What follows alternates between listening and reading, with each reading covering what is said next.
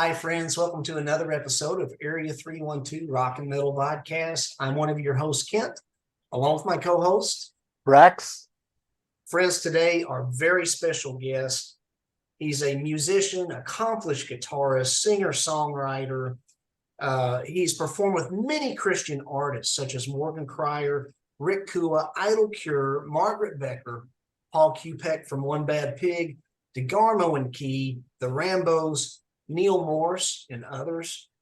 Additionally, friends, our very special guest, he's lent his talents on albums released by Neal Morse, Michael W. Smith, The Imperials, and Kim Boyce. In 1991, he released a highly acclaimed album called Restoration. It was on the Word Pakaderm label and produced by John and Dino Elefante. It also spawned several hits on Christian rock radio, including Who Do I Believe, Rite of Restoration, Love Is Just a Prayer Away, and Let It Go. And last but certainly not least, our very special guest today, in 2022, he earned his associate degree in Bible and theology. That's a very impressive resume. Welcome, Mr. Mark Pogue. It's an honor to have you, sir. Well, thank you so much. I actually just a few months ago got my bachelor in Bible and theology, so I've moved on from the associate to the bachelor. Wonderful. That's wonderful. Very, very cool, Mark. And thanks. It's an honor to have you here today. And you know, I have appreciated this album since first hearing it back in 1991. That was a great summer for music. We'll talk about that here in a little bit.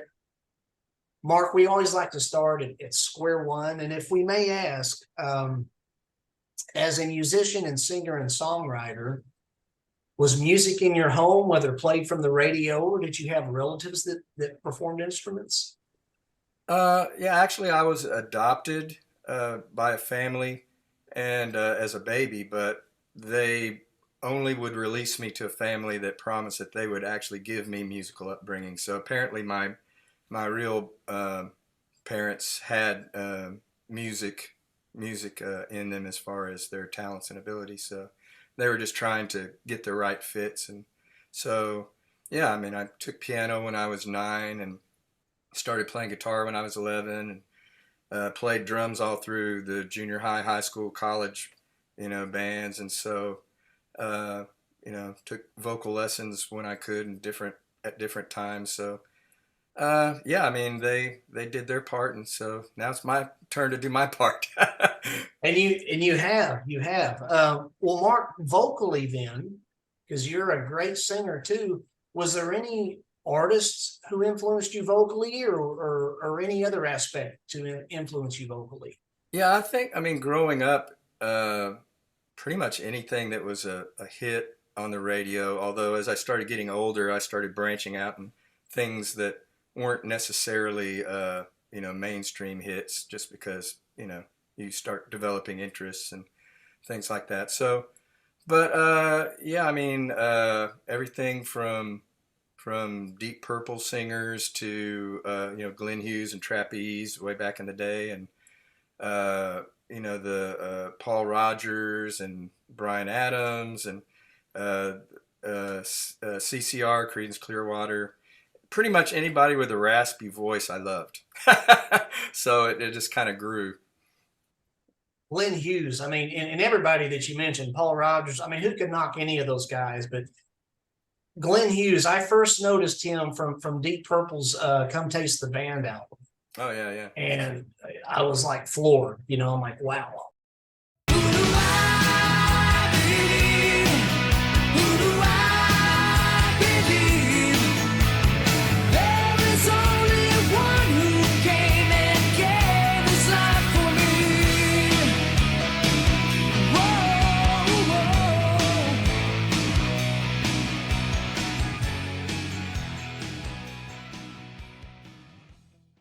What about musically, Mark? And that's one of the wonderful things about the Lord, blessing us to be able to do this podcast is we learn about our guests, and to know that you also play piano and drums as well as phenomenal lead guitar. Mark, I'd like to ask, was there any musician, because I've always known you as the guitarist, who might have influenced you for the guitar then? For guitar, I mean, Gosh, there's so many. Uh, I would say probably in early on. I mean, it could have been Steppenwolf and Deep Purple when I was a little kid. When I stood before I even had an electric guitar, I was trying to play Steppenwolf. Uh, but then you have these people that come out, and I mean, I really loved Richie Blackmore. I really loved Tommy Bolin and the Slide, and the way and Joe Walsh, and the way that they kind of added and put some bizarre note choices and things into their music. But then later on you have the Van Halen, and just all the different people that have kind of added the mix. Jimi Hendrix, of course, has always been an influence. But a couple of times I had some memorable meetings. One was I was with DeGarmo Key. When I was first with them, we spent a lot of time in Memphis, and the drummer, his roommate, took us over to Sean Lane's house. He lived in Memphis, and this guy is a progressive fusion guitarist. Could play Hendrix and ZZ Top and any kind of thing. But when he started shredding, he was just off the charts. Even what's his? I mean, there's other guitar players that were like major guitar heroes were going, this guy is absolutely terrifying to play on the same stage with. But we got to spend some time with him. His right hand just turned into a blur as he was playing, and he just effortlessly just goes anywhere. And kind of had the same experience with Dan Huff when he was in Giant, and I was over at Michael W. Smith's house when they were cutting Place in This World, and in between every take, I mean, this guy was just ripping and shredding like crazy, and his right hand would just disappear too, as he was picking. And I was just floored. I mean, those guys, it just seemed like, they were kids in a playground having fun, when they played. And so that really impacted me to, first of all, know that the gifts that we have are from God, and that they're there for us to enjoy and for us to glorify Him. And so just seeing those guys just really impacted me. Well, Mark, you were talking about going with the drummer from DeGarmo Key. Now, was that Greg Morrow that you were with? This particular one is Kevin Rodell, and Okay. I'm friends with Greg. He's played on some of my latest singles, but yeah, Kevin was the first drummer. Then finally, my roommate came in, a guy named Jimmy Marks, after Kevin left.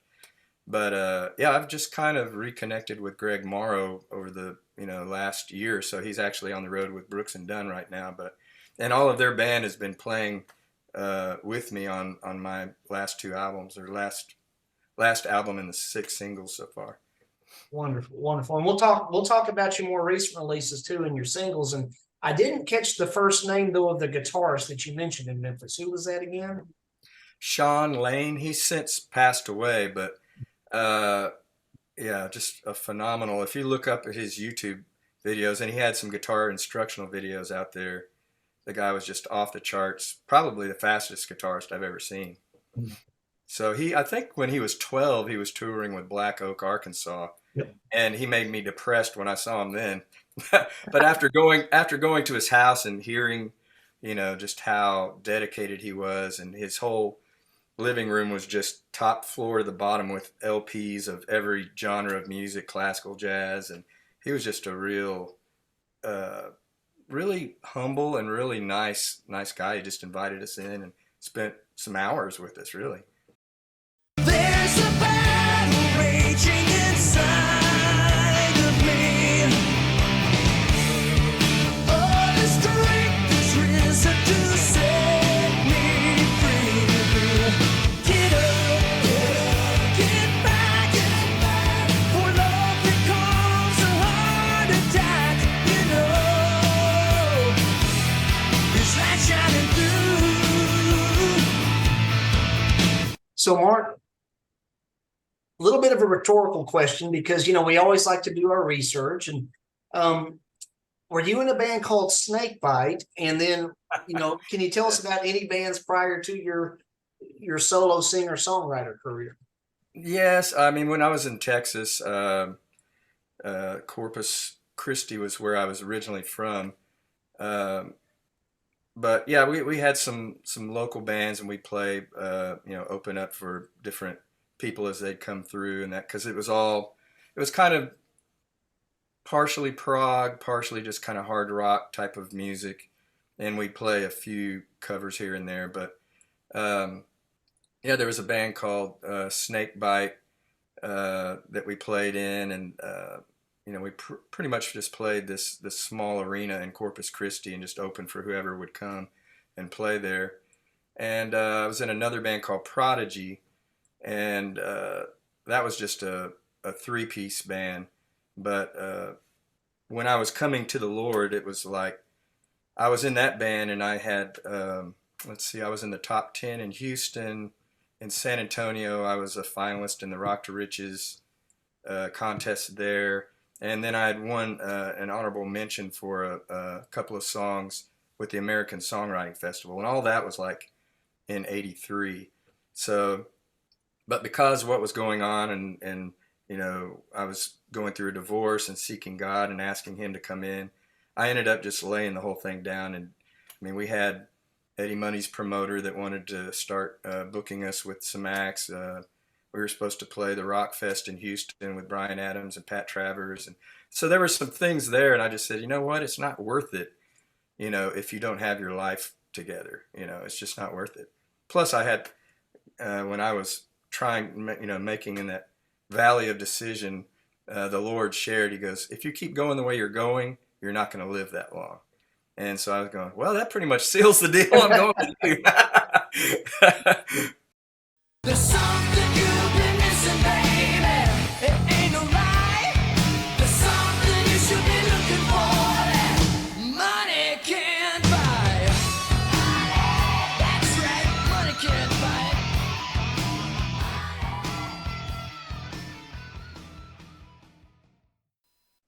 Mark, you mentioned about coming to the Lord during this time, and we always like to ask, when did your journey with Christ begin?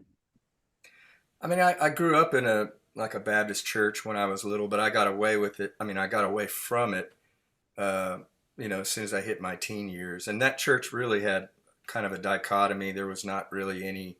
I mean, there were people that loved God that were in it, but by and large, I mean, the culture of the time had infiltrated the church, and so it wasn't, at least that particular church wasn't storming the gates of hell, so to speak. So I ended up going into the world and going into bars and clubs and venues and just trying to hone my craft and trying to do what I sensed was what I was created to do. It was twisted.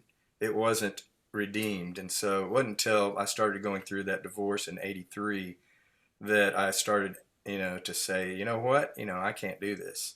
I need a savior. So, that's when the Lord came in, and my mother actually called a minister of music to come over.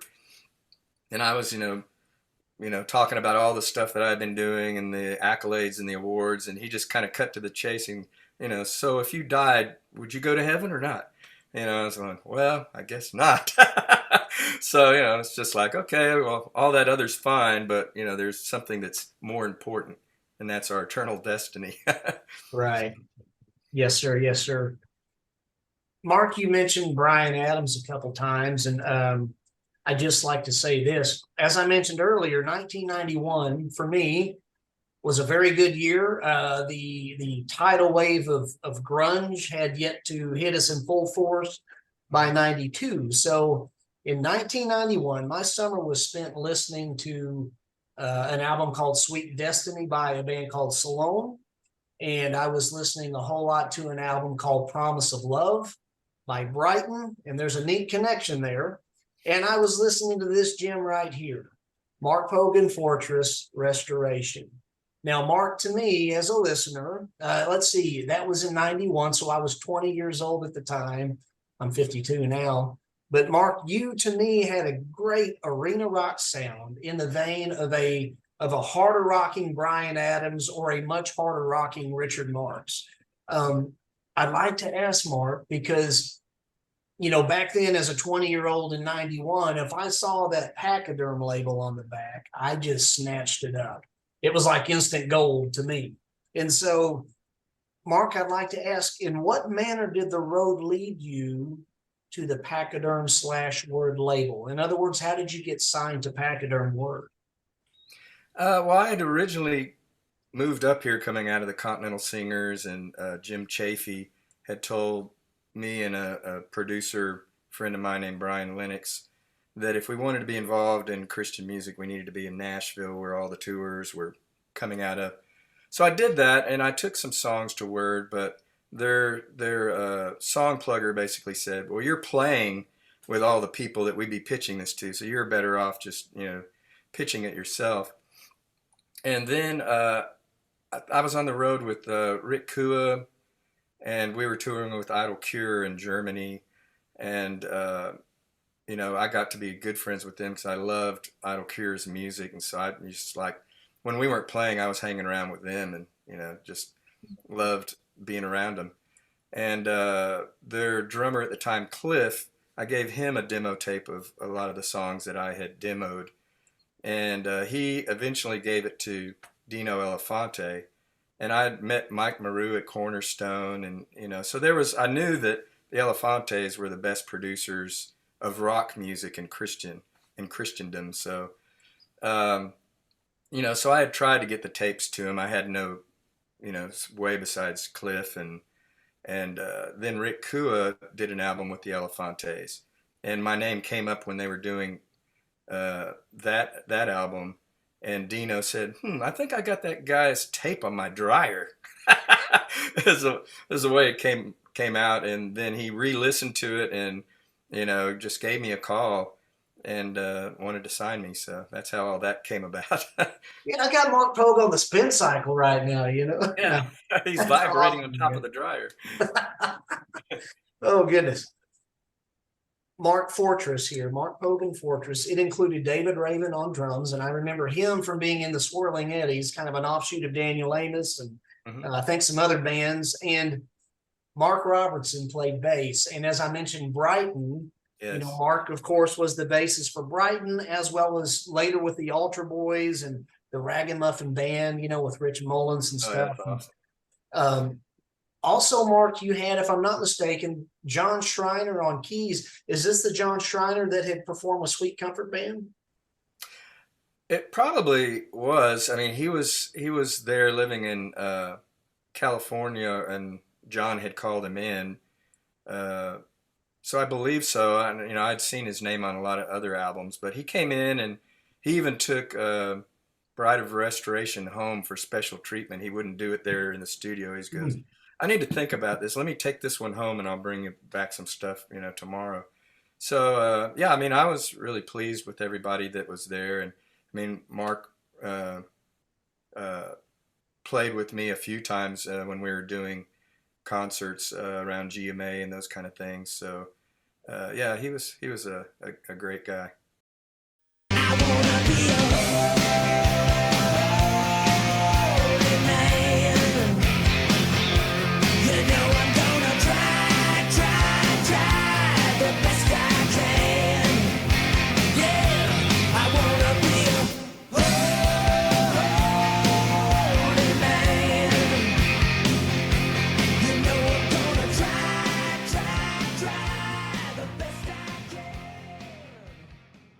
How much time did you actually spend on this in the studio working on this record? Not long. I mean, they're pretty efficient and pretty to the point. I think I spent 1 week with John, just taking the demos that I'd heard, deciding what songs, and then basically kind of stripping them down and sitting there with John and coming up with the best way to do it, and doing a scratch guitar track that everybody else could play to. And then the next week we just cut all the tracks. So it was about a 2-week period for writing and consolidating everything, choosing, and then cutting the tracks. And then it's probably another week and a half or two for Dino and John to mix it. So yeah, that's really fast. yeah, but I already knew the songs that they'd already been demoed, and so it could move that fast just because we were able to click and merged together, and so it Sure. worked really well. So, Mark, I'm not trying to confine you to this album because there's certainly more in your catalog, and we'll talk about this. But this is such a classic album, and it's been endeared with me for about 32 years now. So, Yeah. I'd like to ask Mark, did you, we did a little some name shout outs there, with Mark Robertson and John Schreiner and David Raven. Did you assemble the Avengers, or was it something that John and Dino, they kind of said, hey, here's some guys that can work? How did that happen with your lineup for the album? I'm sure. I mean, they had a vision for what my sound would be. They were wanting me to kind of be a artist that could actually cross over, which Love Is Just a Prayer Away did cross over into AC.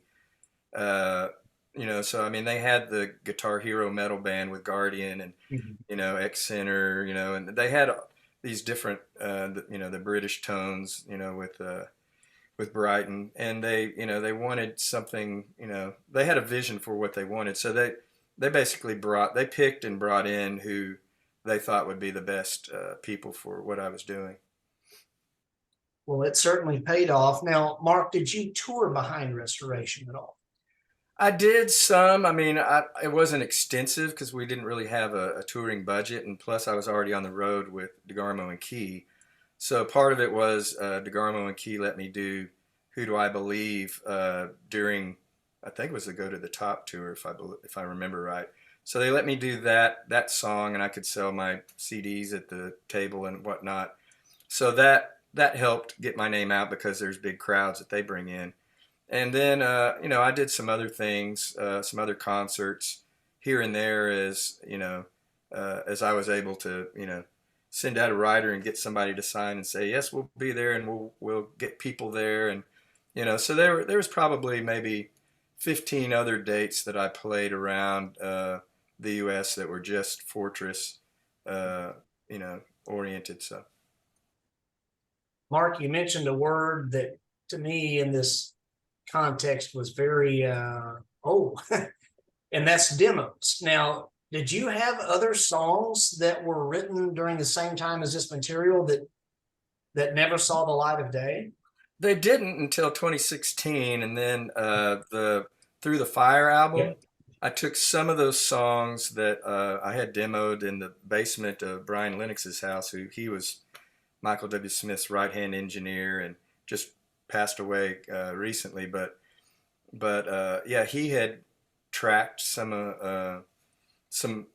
pretty much all the demos that I had sent to the Elefantes, and some of those that didn't make it were on the Through the Fire, and then it was about half and half. So half of those songs on Through the Fire were newer songs, and half of them were songs that were written at the time of Restoration. Okay. One of those was Money Can't Buy, right? That the original version was on Through the Fire.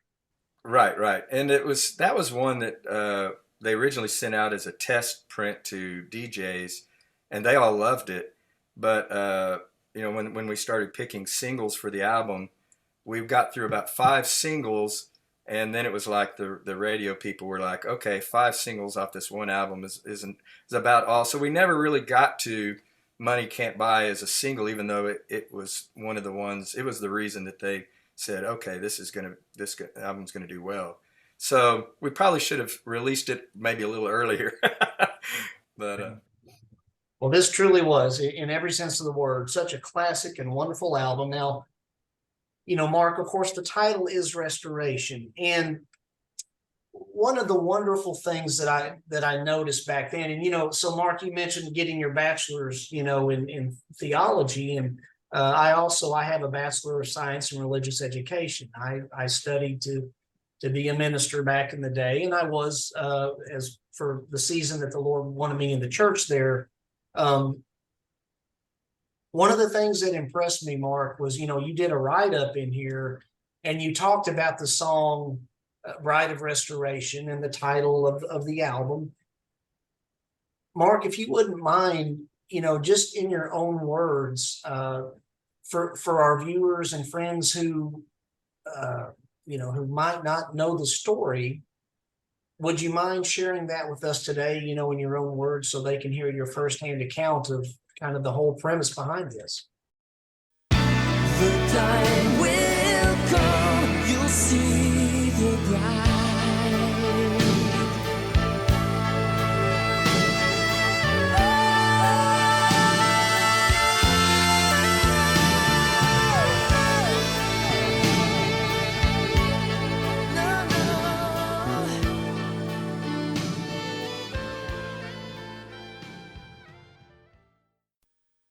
Yeah, I mean, there were some really amazing things in that journey of restoration that God walked me through, and it was, you know, I learned more about myself, and I learned more about the Lord and how to walk with Him, and how to you know, relate to Him, and, you know, obey Him, because His love language is obedience. Those who love, you know, those who love me will keep my commandments. But He puts it in our heart, and He enables us to walk that way.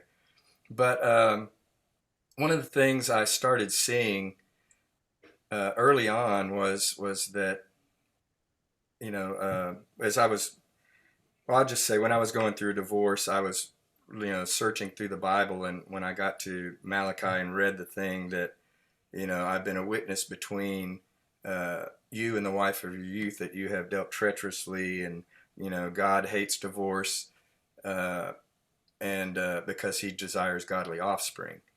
And as I was reading that, it just leapt up off the page at me, and you know, I was convicted, and I started, you know, asking, you know, God, you know, I repent. I didn't want to be this way, and I didn't want it to happen this way.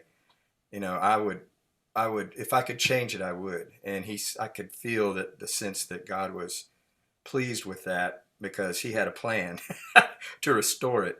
But you know, as we you know, fast forward, and I was writing the songs for restoration. That was going to be our wedding song, and it was our wedding song. I sang it at our wedding. But so in one sense, I was writing about the restoration of our marriage, but I also knew that God was also speaking. And I had prayed. I said, God, I want to write something that's just bigger than me. I don't want it to be focused all on me. I want it to be something that you can speak, and something that you can say and encourage, you know, people, whether they're saved or unsaved.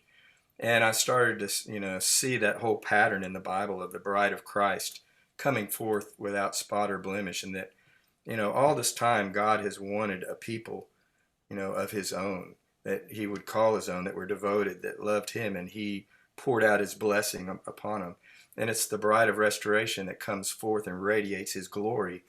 And so it's like the first verse of Bride of Restoration, I was talking personally about what was going on, how I was a knucklehead, and, you know, and God turned things around.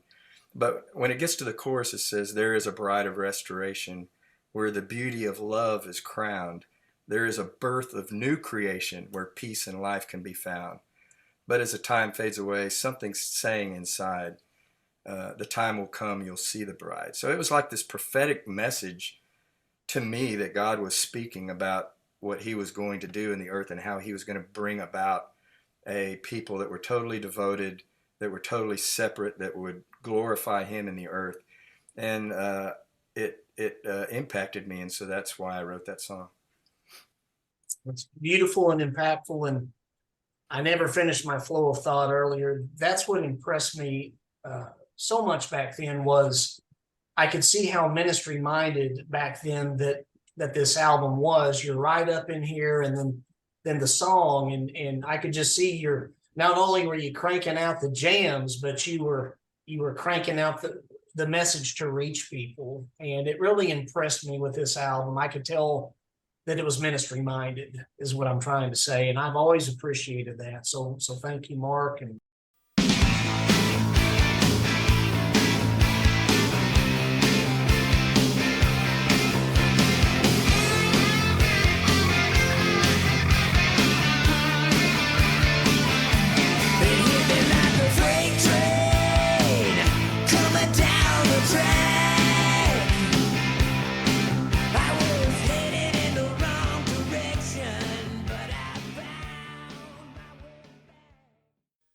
So, Mark, after Restoration, in an age prior to the internet, you created this masterpiece and then you disappeared on me.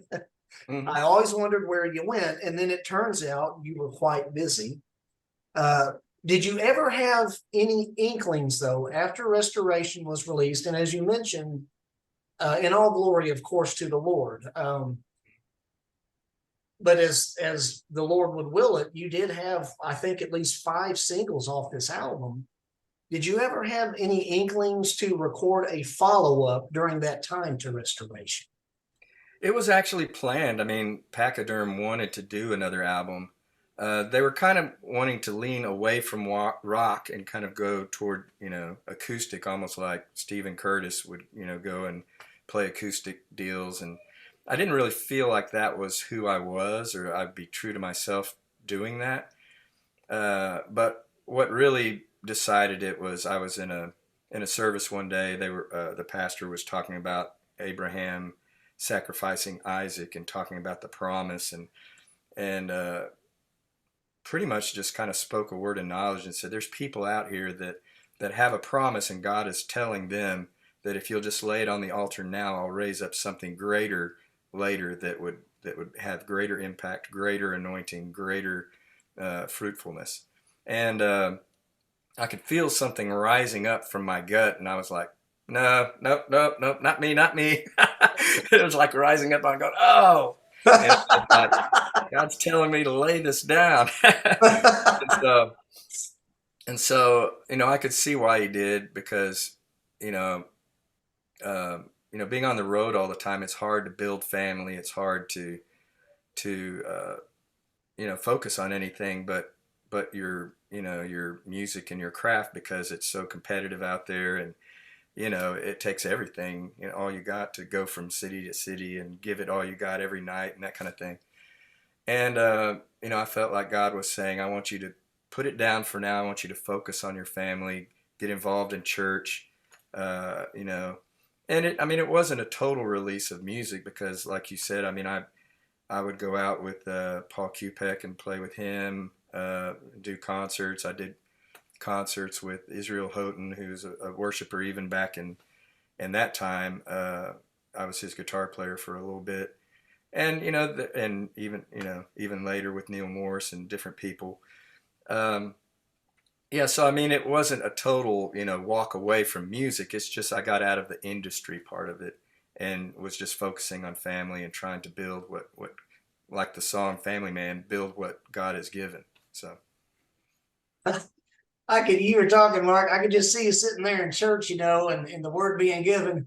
And then the Lord says, hey, Mark, and you're like, it's God, but you're like looking around, like, not me, no.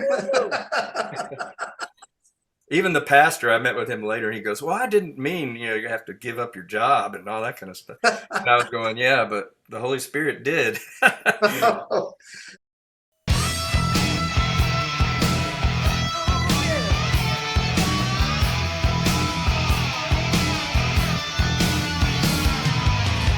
Down in your pocket, baby, for money spent. Looking round and wondering just where it went. If I had a dollar for every mistake you made, I've been kicking back in comfort. I've been laying in the shade.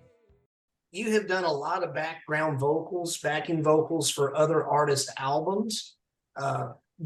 How does that work? Do they just call you up one day and say, hey, Mark, can you come in and drop down some BGVs? Or, you've also been a session artist for, in the music field, aside from not pursuing your own album. So whether it's BGVs or whether it's learning other songs, how long does the prep time for all that take for you to do? It depends. Some of it can be fast. I usually just, if I have an opportunity or a gig, and most of this stuff comes by relationship, by the way. I don't really promote myself out there as a session person or anything. So most of it comes together through just relationships and word of mouth. But but yeah, I mean, the prep time, I mean, with Neal Morse, the prep time's pretty long because there's a lot to remember. And yeah, you just pretty much have to memorize it. And, just the intros are 15 minutes long. The songs could be, 30 minutes to 45 minutes sometimes because they're all strung together in this big epic prog rock way. But, with, like with DeGarmo and Key, I think, I got their CDs at sometime at the beginning of a week, and then we were gonna rehearse in Memphis that weekend, and they put me up in a hotel like maybe the night before the rehearsal, and so I mean I was just learning and going over it, and going through the set list, and then the next day we flew to Jesus Northwest to play. So I mean, yeah, sometimes it's usually a lot of times it's a week, sometimes it's 2 weeks. With Neal, I think it was 2 to 3 weeks. I mean, and he just has a lot of material to learn and to memorize. So, but lately, with Neal, I've been doing more vocal cameo things, with his like rock operas, like Jesus Christ Exorcist, and then the latest thing that he's been doing is a project called Dreamer about the life of Joseph. So I was playing Jacob and some of the other accessory people in there, and then I got to play a concert for his Inner Circle just about a month ago, which was fun because we were, doing some of the new stuff and as well as some of the old stuff. So it was really awesome. Mark, are you gonna also get to do backing vocals on The Dreamer Part 2? Yeah, I'm on that. I'm already on it. Okay. But yeah, as far as background vocals, I mean that stuff you just pretty much show up and they tell you. Early on, Brian Lennox employed me to do some of the vocal arrangements, like "Look Me in the Eye," which was on Margaret Becker's Simple House album. I actually did the arranging for those vocals. So and some of the Kim Boyce stuff, I did the arrangements. Imperials, I did the arrangements on some of their songs. But usually, I mean, I'd get together with somebody. Brian would put me together with somebody like Chris Rodriguez or Bob Carlisle or Chris Eaton, some of those people. And Neal would put me with somebody like Matthew Ward and people like that. And, we just go in and sing, and we just pick parts and go. So that's pretty spontaneous, and everybody's so good. It's just easy to harmonize and blend with that.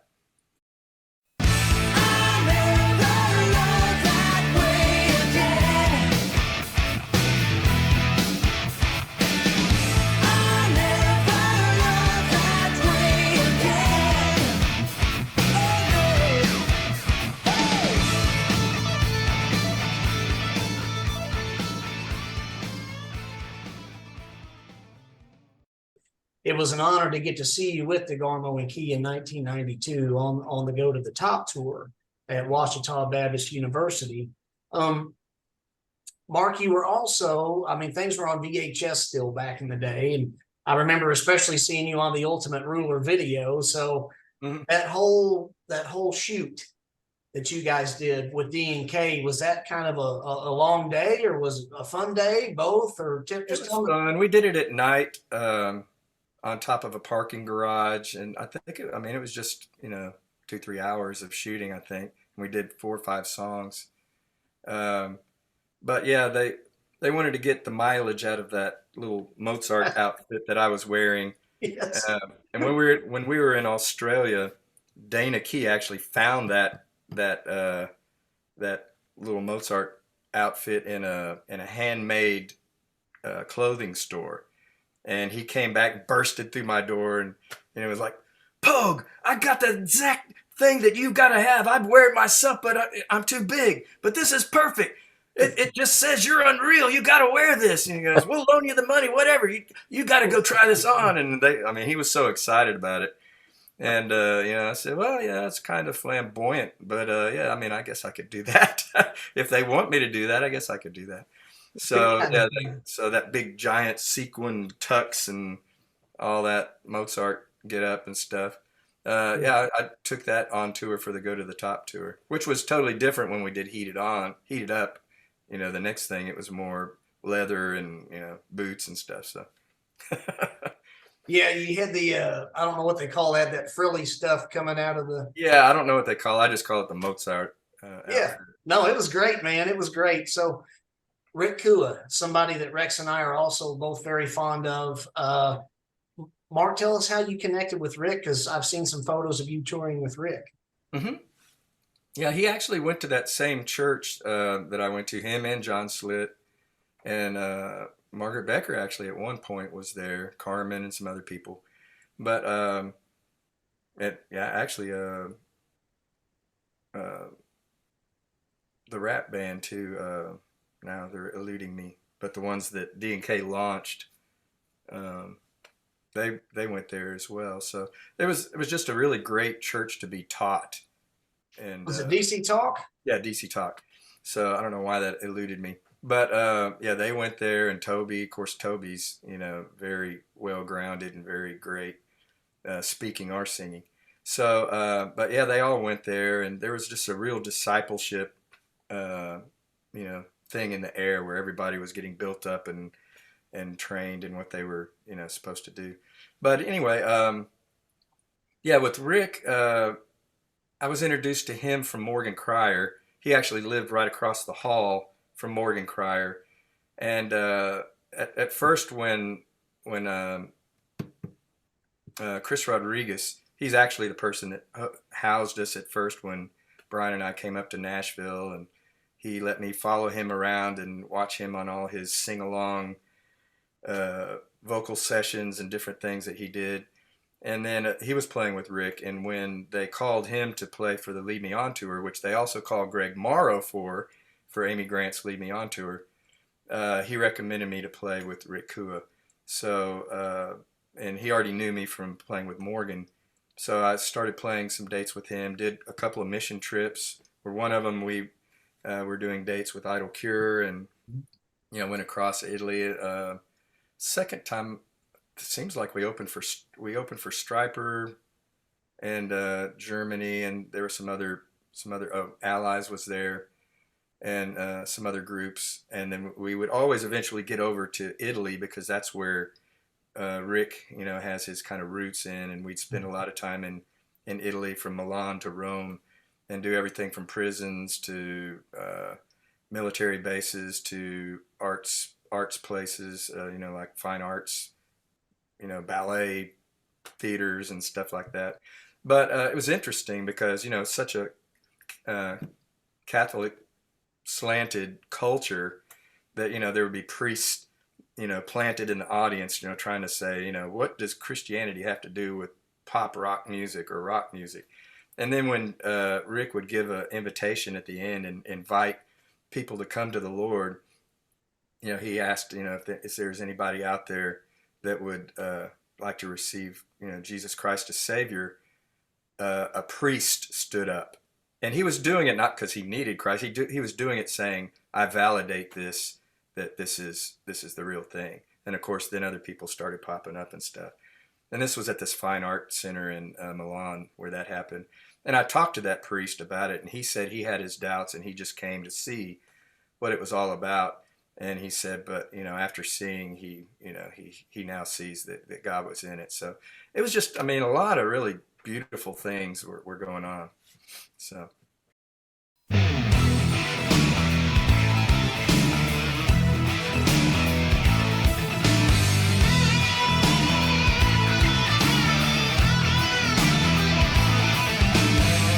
Love game, but can't win.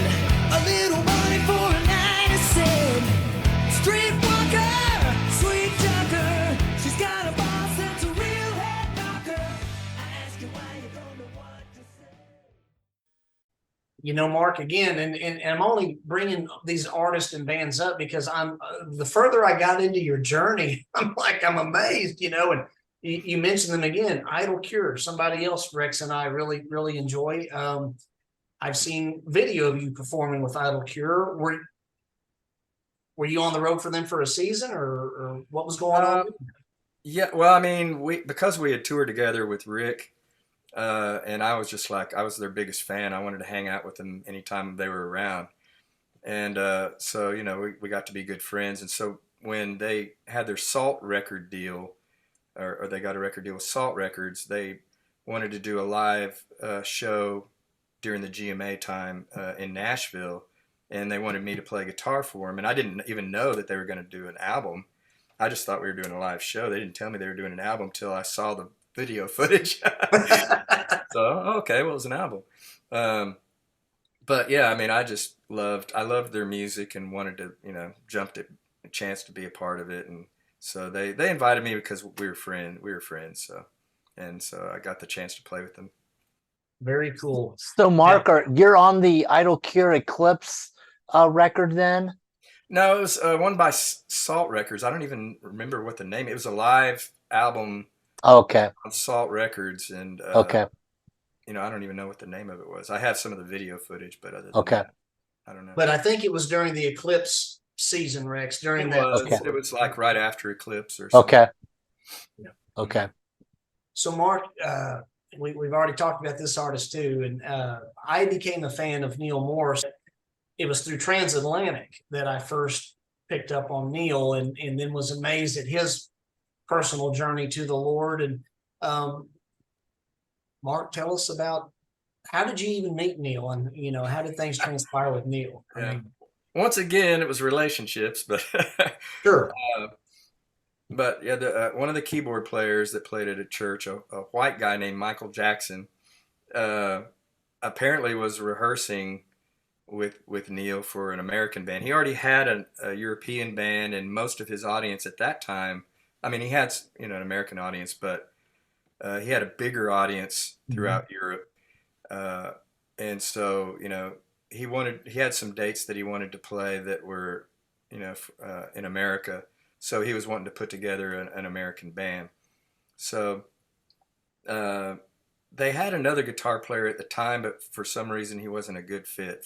Spiritually, he wasn't a good fit. He could play all the parts, and so Michael Jackson had said, well, why don't let me get a hold of Mark and see if we can jam with him and see if what you think about him. And so he let me know. He sent me some video footage of Neal playing with his band from Europe, and said, what do you think? Would you like to learn and not really audition, but and show up and jam and see if see what happens. And I listened to it and I was going, wow, I've never really heard anything like this. I mean, it's like symphonic, it's got all these elements in it, and I was going, but it's really cool, particularly when it gets to the solos. It's really cool. So I think Paul Gilbert was the one on most of the albums that I was listening to, like Solo Scriptura, but then he had, some of the live stuff as well. But, and Lifeline was the new album that he had when I first started playing with him. But, I mean, they were still doing Solo Scriptura and, Testimony 1, and the one about the altar, all those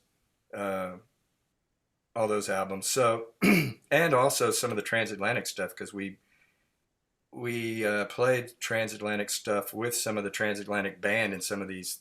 The concert we played in Philadelphia, I was playing both with Transatlantic and with Neal Morse, and with Mike Portnoy, who was playing drums. So, I mean, there was just a lot of, first I was pinching myself going, I can't believe this is happening. But yeah, I had just gone to his house and we played through some of Solo Scriptura, and we jammed on Money Can't Buy, actually, because that's an easy song to jam to. I played with my teeth and did different things that I knew he'd like. And, after we finished jamming, we just kind of sat there for a second and looked around the room, and he goes, yeah, this feels good. This feels good. And he goes, so, he goes, guys, I'm going to be, out of the country for the next 2 weeks. If you guys could just work on this stuff, and then we'll get together for about a week, after I come back, and then we'll do these dates. And so, it was one in Philadelphia, one was at Downey Theater in LA. And, we did something in Nashville. And, I mean, it was one of those pinch me moments where, I've never seen the musicianship so high, and I was literally, I had a regular job at the time, and I would come home and practice for another 7 or 8 hours after I came home from working all day, 8 hours, with a metronome, because these things were so fast and so intricate. I actually had to build up the speed to be able to play them. It wasn't something that I could just jump off and do. It wasn't like just regular pop rock or even rock stuff. With rock stuff, you can pick up the rhythms pretty easily, and maybe work out the lead if it's like really intricate. But with Neal, everything's intricate. So and then plus he wanted me to sing on top of that.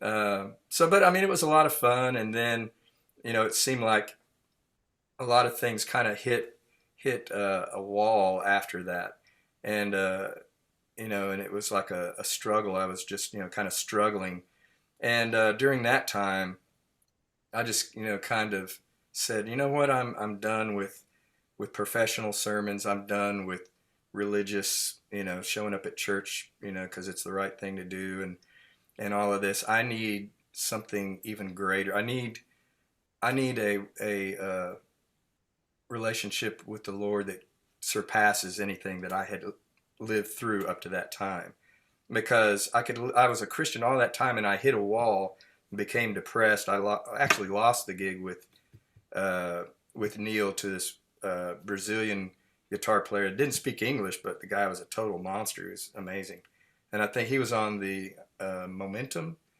record, and the guy is a monster. He played with got up on stage with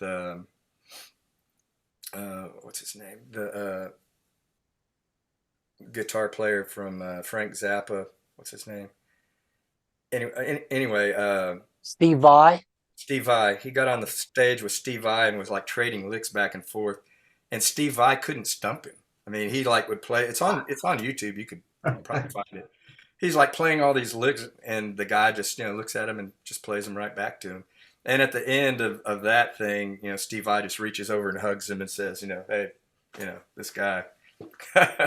So yeah, I mean, but I kind of hit a wall, and I was going through depression and things, going, that was my big chance I just lost, and now I'm going to be working, blue collar jobs, and I mean, I just kind of lost hope, and I was like unemployed from all my jobs for like 10 months. I was a band leader at a church. I ended up losing that because somebody, new pastor came in whose kids were the music department. And so, I mean, everything fell apart all at one time. And so, I was going through that, and that's, when I decided, you know what, I need to get down to the nitty gritty and find God. I pulled out, Psalm 119 and just started, how it's such a passionate prayer, Psalm 119, of God, revive me. Your word is everything. You are everything to me. There's nothing else that compares. Revive me. Come and fill me up. And I mean, it's such a passionate thing. And the closer I got to the presence of God, it's just like depression started falling off. Different things started falling off. I found people like Kevin Zadai, who's Warrior Note Ministries, who just like speaks the truth, but it's in such a relevant in a way. I mean, he actually died on an operating table and was taught by Jesus for like 45 minutes and came back. And I mean, it's all in the Bible. There's nothing new, that isn't already in the Bible. But some of the things he shares, I mean, just made it so relevant, because sometimes you're going, okay, I'm trying to see this from the Jewish perspective, because Jesus was walking, he was speaking, and trying to bring up idioms and things that they could understand. And so we got to kind of get in that frame of mind. And Kevin just kind of brought it home. He said, Jesus is absolutely amazing. His word is absolutely true. His love is just immaculate. I mean, I've had encounters where I felt what the love of God is for people, and it just changed me. I was shaking and crying, and as low as I could in the floorboard of a 18-foot straight truck, hit the air brakes, and I mean, God just kind of broke in on me. Of course, I was crying out to him, but he just broke in, and at one point, I just felt the love of God that he has for people. It's just like pure. It's holy. It's so intense that, I mean, I've never been the same since. So. Let it go, don't you know? I wanna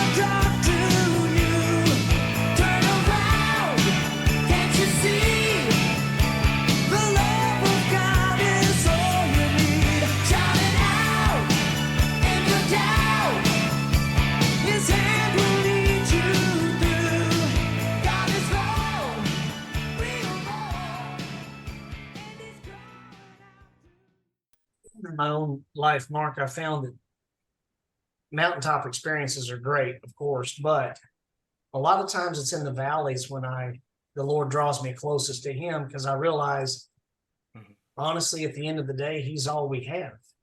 And he's more than enough. He's Oh, yeah. everything, but Absolutely. he's the only steadfast, the firm foundation, and he does love us, like you mentioned. And uh, quick question then, Mark, because the Dreamer 1 and 2 with Neal, those are recent albums. So you're kind of, you said you lost the gig to somebody, but Back aren't in you still 2000. participating with Neal on some things? Yeah, that was back in 2009 that he held auditions, and then there was one lick I just couldn't play. I mean, it was just so. I wasn't, I'm kind of a blues rock oriented player, and there were some licks in there that were kind of the sweep picking metal esque Sure. things, and I couldn't. I only had think like 2 weeks to learn all the parts, and I knew some of them. I knew everything from Lifeline and Solo Scriptura. I knew all that, but there was something on Testimony too, where it's just whoa, whoa, whoa, kind of stuff, and I couldn't pull it off in 2 weeks. I couldn't get it done that fast, but obviously the guy from Brazil could. So yeah, I mean, it just kind of took the wind out of my sails, and a lot of other circumstances hit me all at the same time. But yeah, I mean, Neal is. We've always considered each other friends, and yeah, so he's called me from time to time, and plus I did all the demos prior to losing that gig. I had done all the demos for Jesus Christ Exorcist. He had actually written the majority of that way back in 2008, and I was singing the part of Jesus, and I basically demoed that whole thing for all the other singers who in 2021 they were learning the parts that I sang. Right. So, but can't have a 5'4" Jesus. That just didn't look right. But so I was the madman of the Gadarenes in the actual rock opera. But yeah. So, but we've always been friends, and he'd invite me. He had a church called City on the Hill, and sometimes I'd go over there and share and do some worship songs. So we've been friends over the years, and he's really led by the Lord. He's a really awesome, amazing guy. And, it's, when we're praying before we go on anywhere, he'll just, well, thank you, Lord. He'll just like soak it in and just, not even say anything, just, dwell in that presence and just tell him how, wonderful and thankful, he is that, God is with us and his presence is, with it. I mean, it's just an amazing thing. I can feel it now as I'm talking about it.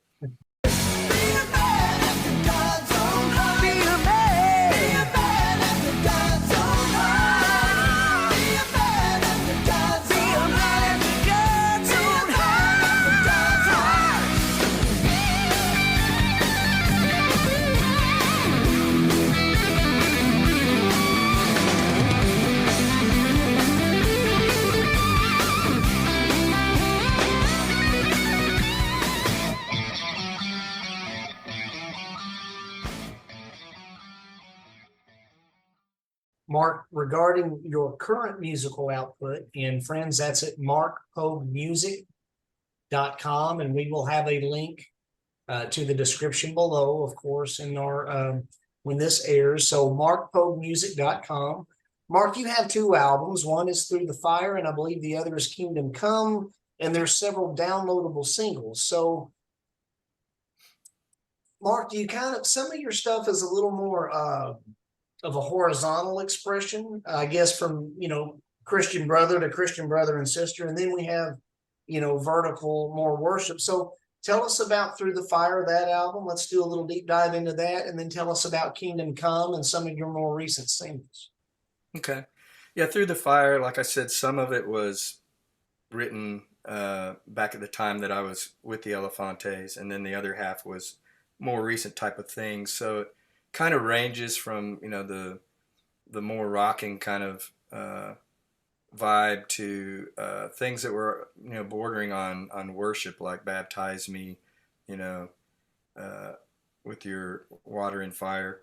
And so that was one of the things, because I heard Kevin Zadai talking about the baptism of fire, and that kind of thing. And I was going, I had already been baptized in the Holy Spirit, and had a prayer language and was familiar with that. But when I read the second chapter of Acts, I mean, it sounded so dramatic and so all inclusive. That they were just so filled that they were just like drunk out in the streets preaching gospel in all these languages. I was going, I want the whole thing. I don't want a partial baptism. I want the fire. I want everything to be consumed that isn't of God, and I want to be able to release that fire where people can sense it and be blessed from it. So that was what I was after, and so through the fire, it talks about that in that song as well. That was one of the newer ones. Baptize Me was one of the newer ones. And there was one that I wrote right before going to the rescue mission to minister to homeless people, and that was the song that if I can remember what the name of it is, "Come Go With Me." So I was just, and that's kind of where I am right now, really. I mean, it's funny because for 7 years, pretty much the last 7 years, I was taking care of my mother for about five of those years. And so I really didn't have to have a job. So I was, going into songwriting workshops and with Rick Pino and Nashville Christian songwriters. And I was just, got a certification for guitar tech work. And so all the things that interested me, I was getting situated with the studio in my house and having people give me input as far as engineering and that kind of thing. And so I was just delving into everything that I felt called to do.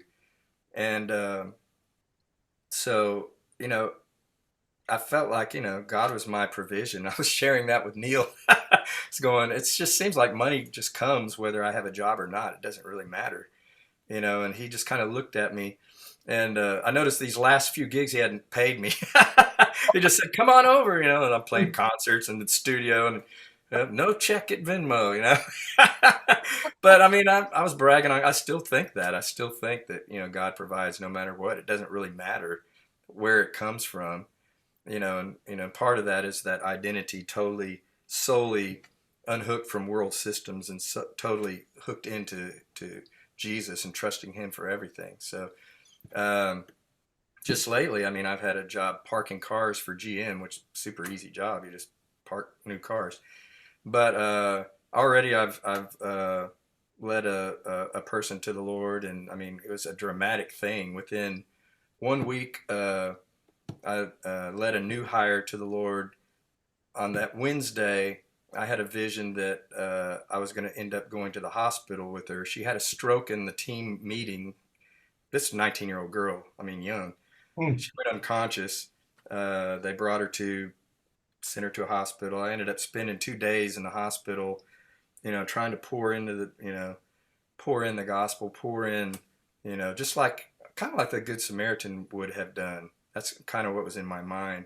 And the word of the Lord is, treat her like she's my daughter. That's what God had told me. And then as soon as she was out, he was like, okay, now connect her with other godly women that can disciple her and get her on the road to where she needs to be. So, I mean, God has His reasons. I mean, we think that we are, ordaining our own steps, but it's really Him. If we're open to it, He ordains our steps and sends us where He wants us to go.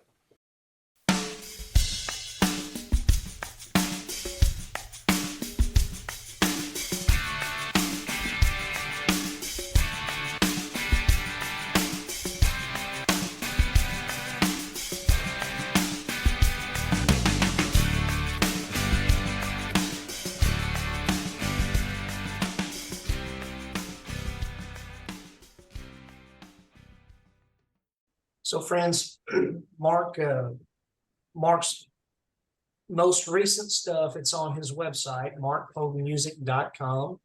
Mark can also be found on Facebook at facebook.com/markpoguemusic. Mark, I'd like to ask, and I'm keeping my eye on the time here and seeing what we have left. You'd certainly made an impact on me and countless others starting in 1991. And thank you so much for that classic album and for the stuff that you're releasing today. And friends, the latest albums again are Through the Fire and Kingdom Come at Mark's website. Mark, if you could make a brief statement to leave a lasting impression with your friends and fans who've followed you throughout the years, what would you wish to tell them? I would say it's all about Jesus. It's all about relationship with Him. I mean, we're all created. Psalm 139 says that there was a book written about us before we were even born, before the foundations of the earth, and that we're to walk in those things. We're God's workmanship in Christ Jesus, created for good works He prepared before the foundations of the earth. So it's really about discovering and walking with Him and inviting Him into everything that we're doing. Because sometimes it's like the road to the Gethsemane, or, when He was walking by the disciples when they were struggling at the boat with the oars. Sometimes He'll just look as if He's going to walk by and keep going. And we have to invite Him in to what we're doing. And if we do, I mean, there is no limits. There is no limitations on what we can do and what He wants us to do. I mean, we'll probably not be able to accomplish everything, but yeah, I mean, there's no limitations coming from Him. It's all about Him. And, even our gifts, our songs, I'm asking Him for songs from heaven. I'm asking Him to let me touch nations. I'm asking Him for all these things. And I think He's pleased and He wants to do that. Yeah, we can be vessels for Him to use. And well, Mark, thank you so much for spending some time and for the fellowship today, and for having ministered to us and being a vessel for the Lord. And at the end of every episode, we always like to keep the main thing, which is the Lord's word. And Rex is going to bring our message from home, as we call it, read a brief verse of scripture. But if you don't mind, Mark, just stick around one more moment after Rex closes out. Absolutely. Well, Mark, of course, your first record is called Restoration, and I was trying to think of a verse in the Bible that would fit with that, and I found I think a really good verse in 2 Corinthians chapter 13, verse 11, and it reads here, "Finally, brothers and sisters, rejoice, strive for full restoration, encourage one another, be of one mind, live in peace, and the God of love and peace will be with you." I think those are just good words and good instructions from the Lord of how to live our lives. So we thank you for all that you've done for everyone and your music. And I know too, it's meant a lot to me and other people. So thank you so much, Mark. Absolutely. It's a pleasure talking with you and your audience. And, I looked and saw you'd interviewed John and Monty Colvin and other people that I'd, just been around. And so, thank you for sharing the love and, getting the word out. So we're not just surrounded by people here in Nashville. We can reach out to everybody, and we're all family. So. Mm-hmm. Well, Mark, stick around for one more moment, but we'll sign off and say goodbye to our friends. Take care, everybody. Bye. God bless. I may be unusual.